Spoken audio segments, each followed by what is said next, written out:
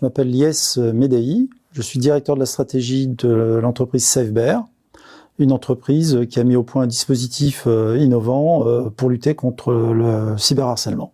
Qu'est-ce que SafeBear finalement?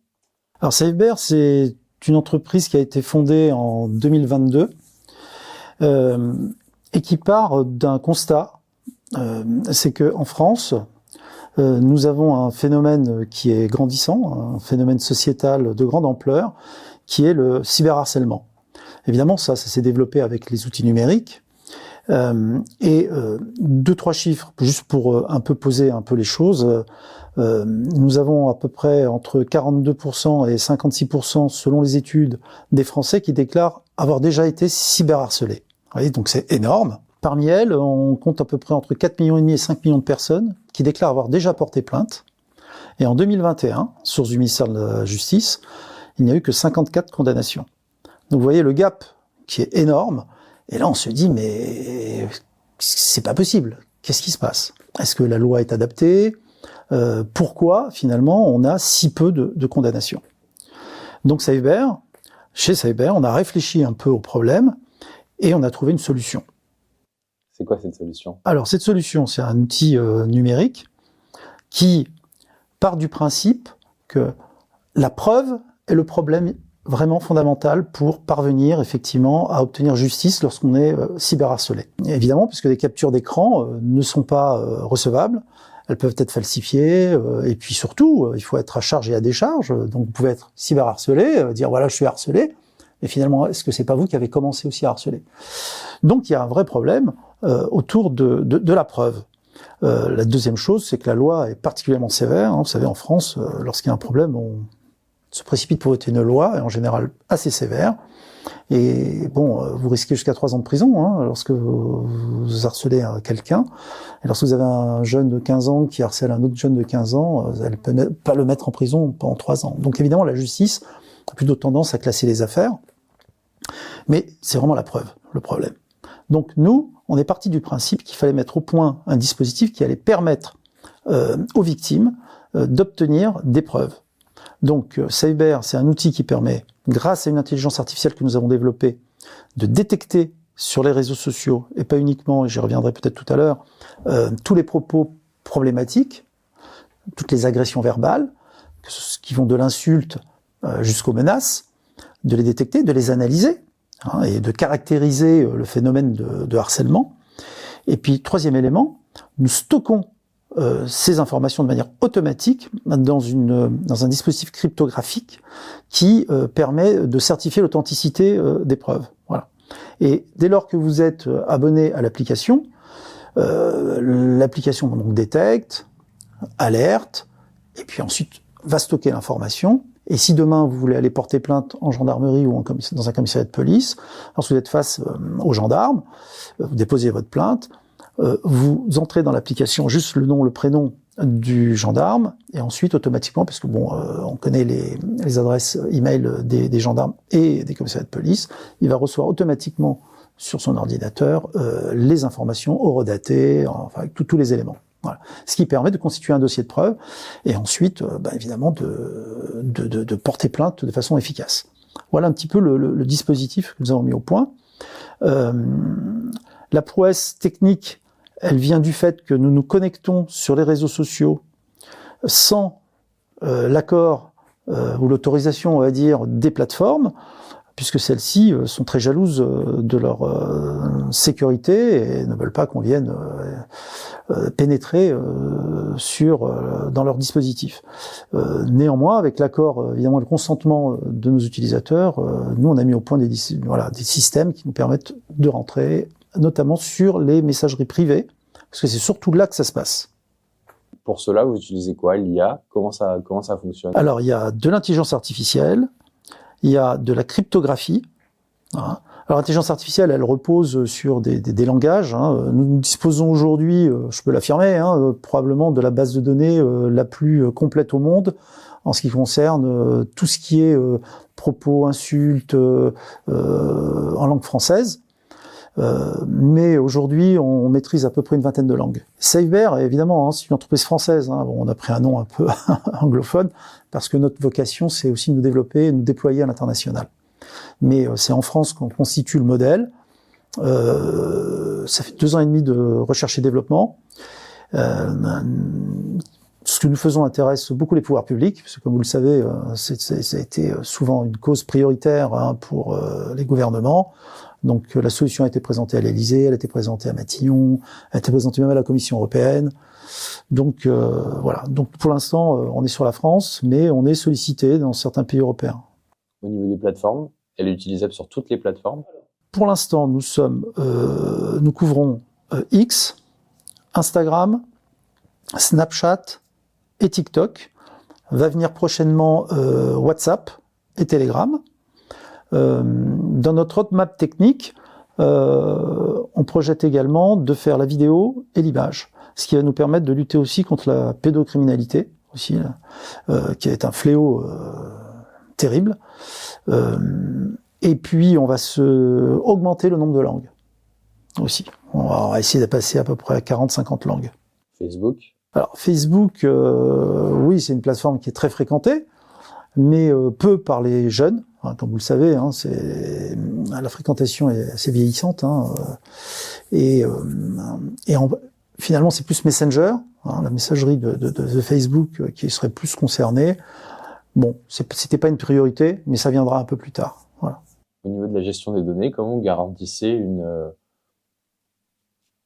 Ah ben, on le garantit, c'est clair.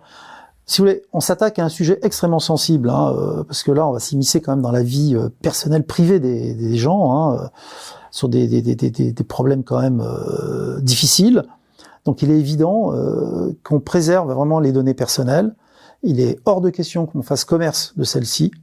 D'ailleurs, c'est la raison pour laquelle notre application, c'est une web app. Ce n'est pas une application qui est téléchargeable sur les stores Google Store ou Apple Store, pour 2 raisons essentielles, même 3 raisons.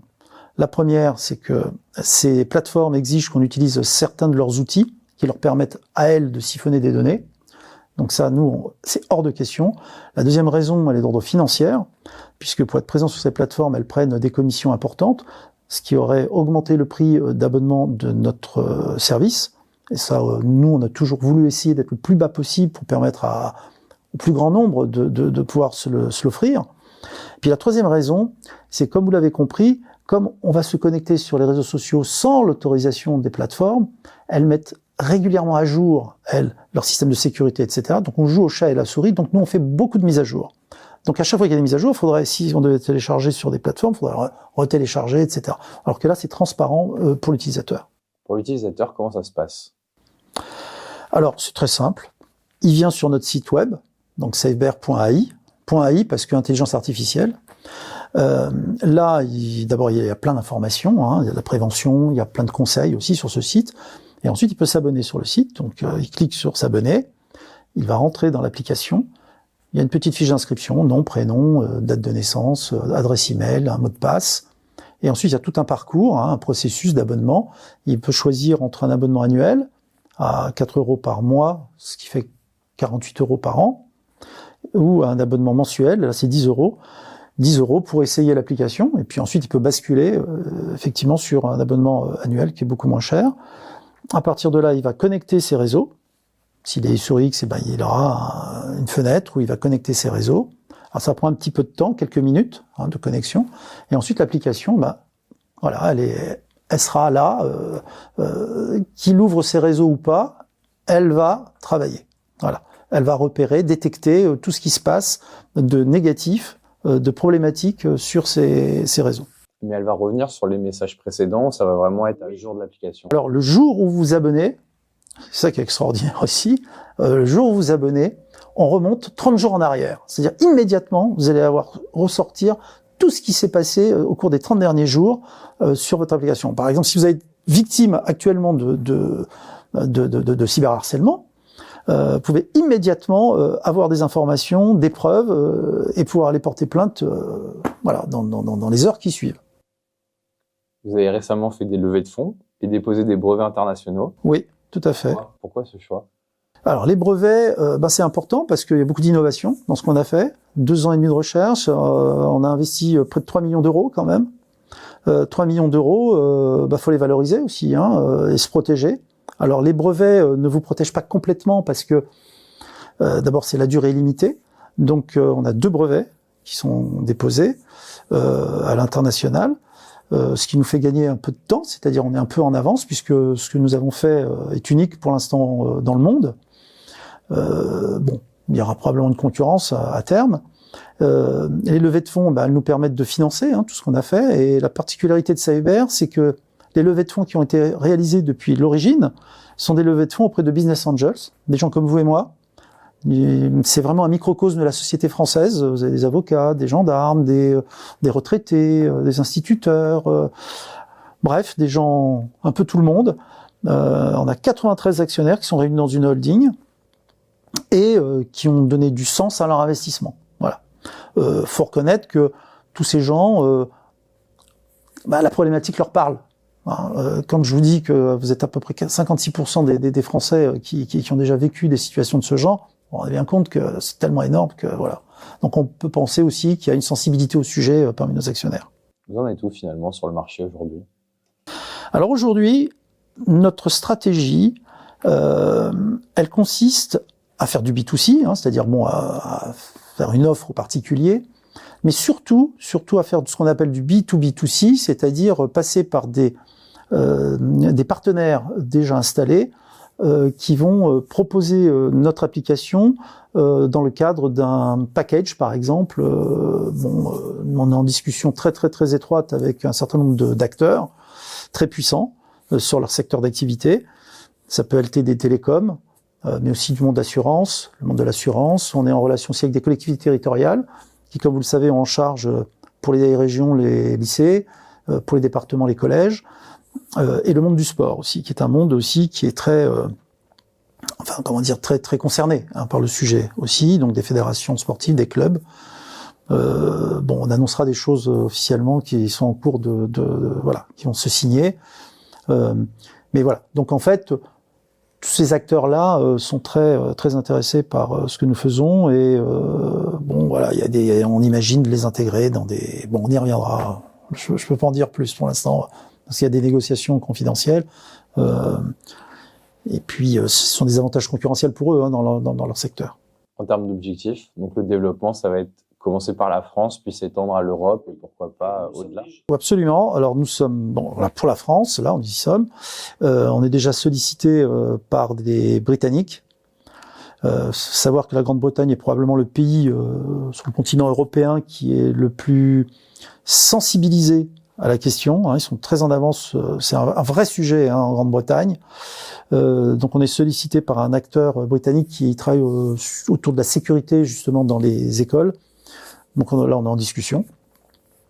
On est en discussion aussi avec un acteur au Portugal. Voilà. Tout ça est chaud, très chaud. Mais notre objectif c'est de nous déployer assez vite en Allemagne, en Italie, en Espagne. Voilà.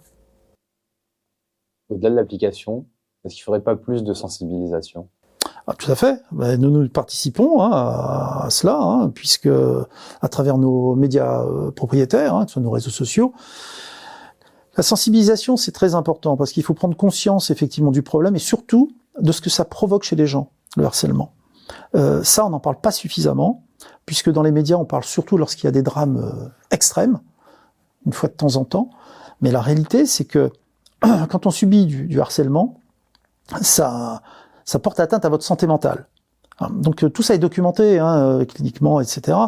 Donc vous avez des dépressions, vous avez des gens qui vont très mal, et ça dure des années et des années. Et puis surtout, notre société qui est déjà assez fracturée, on parle de violence, dans notre société, ça prépare des choses, des adultes qui sont, on s'interroge quand même sur ce que ça va être. D'ailleurs, quand nous on parle de cyberharcèlement, on parle plutôt de cyberviolence. Donc, cyberharcèlement est une composante des cyberviolences. Mais c'est vrai que c'est un vrai sujet, quoi. Il faut s'y attaquer. Nous, on pense qu'il faut que ce soit une cause nationale.